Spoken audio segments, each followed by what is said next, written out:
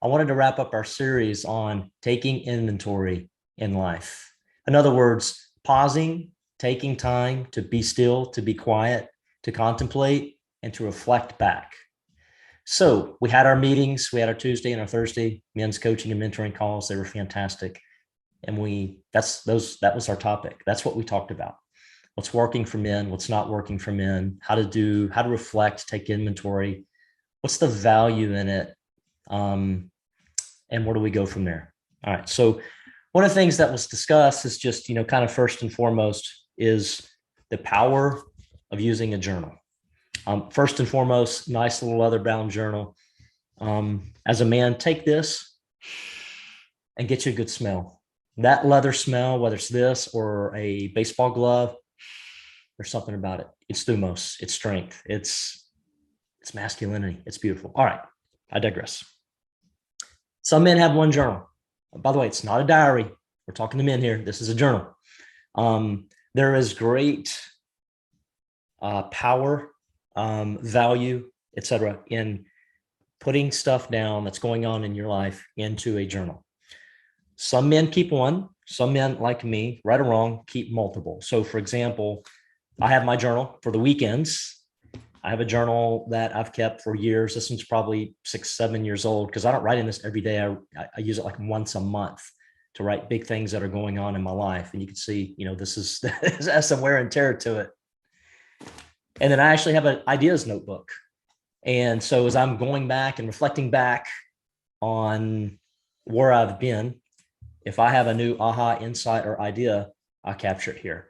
By the way, every time I look back, I go, wow, I was onto something 5 years ago. And somehow, somewhere in that journey, I lost it. Like putting the word abundance in my mission statement, or how important connection is for me. Somewhere in there, sometimes I'll forget that stuff and I go, man, I need to re-implement that. I need to utilize that more in my life.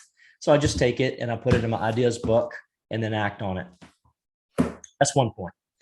Second point, so some of you may be asking, what's the value in journaling?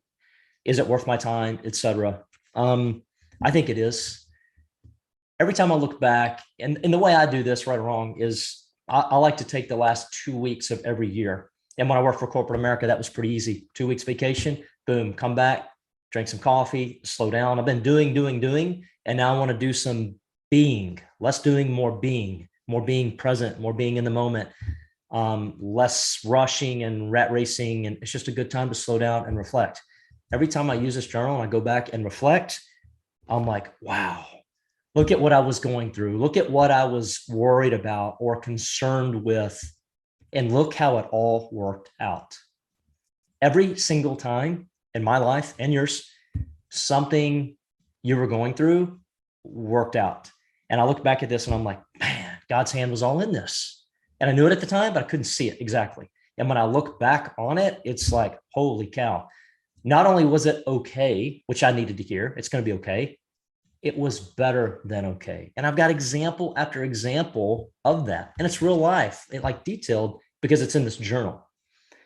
And so one of the benefits of reflecting back using a journal is you can look back and say in detail and go, look at the way that all worked out. Bring that back to present tense. You're going through something, everybody is at any given time. Perhaps it's all going to be okay.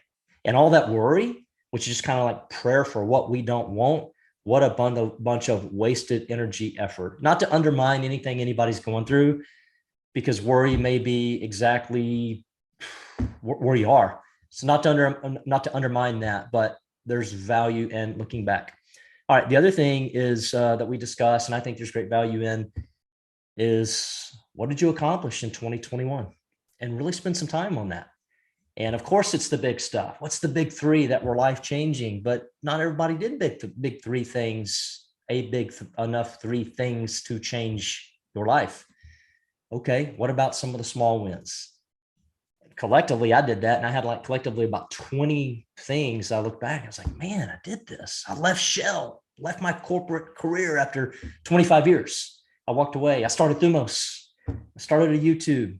I started some consulting work.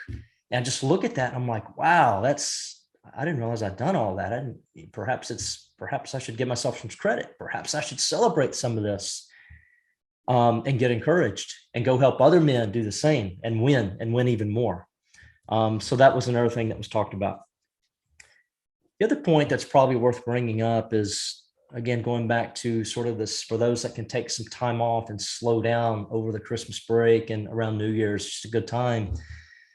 You don't have to wait for that time period, but just happens to be a good time period, end of year, et cetera. Doing a nice look back kind of lends itself to say, okay, now where am I now? And spend a few minutes, spend some time in where am I now?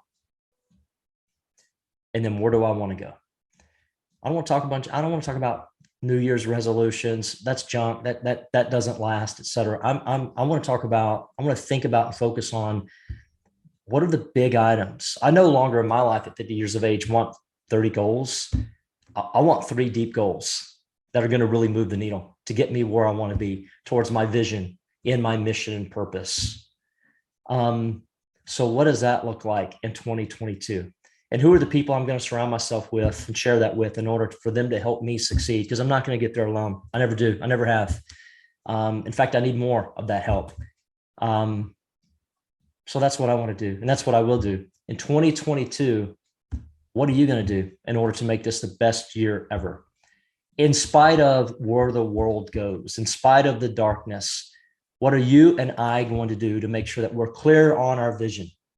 We're clear on our mission and purpose, our why for being here on this planet Earth, our gifts and our passion to go make the world a better place.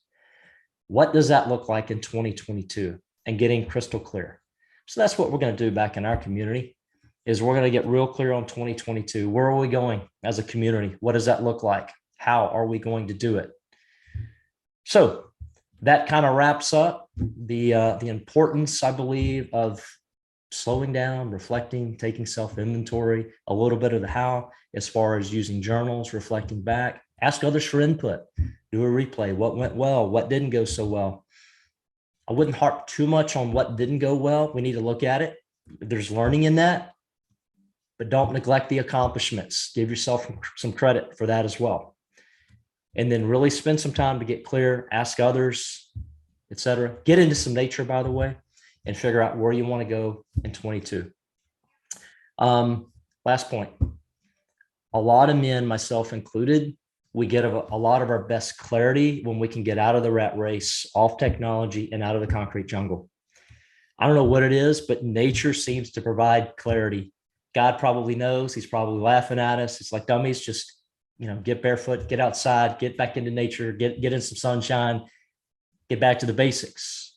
So sometimes my best thoughts, ideas don't come from just massive thinking and trying to figure it out. They come when I'm in between thinking, when I'm in my sweet spot, when I'm in the zone, when I'm in nature. The last time I went shooting pistols, I was outside, of course, but I was just focused on, I was in the zone. I was in the sweet. I'm not very good, by the way, but for like 2 hours, I didn't think about anything. It was almost like my mind was still, and time flew by the way. So find that space to where you can get in between thoughts. You can get some really good downtime. And that's where we can, I call it, hear from God in between those thoughts. And use your community, use your like-minded brothers to get their input. Hey, what do others see in you around your superpower, your talent, your God-given gift? Ask, because they're probably going to give you some really good insights. And how do you just hone the hell out of that and get better at it? So think about that now as you're planning for 2022. That's all I've got. Please like, subscribe, and we'll keep this content coming. Take care.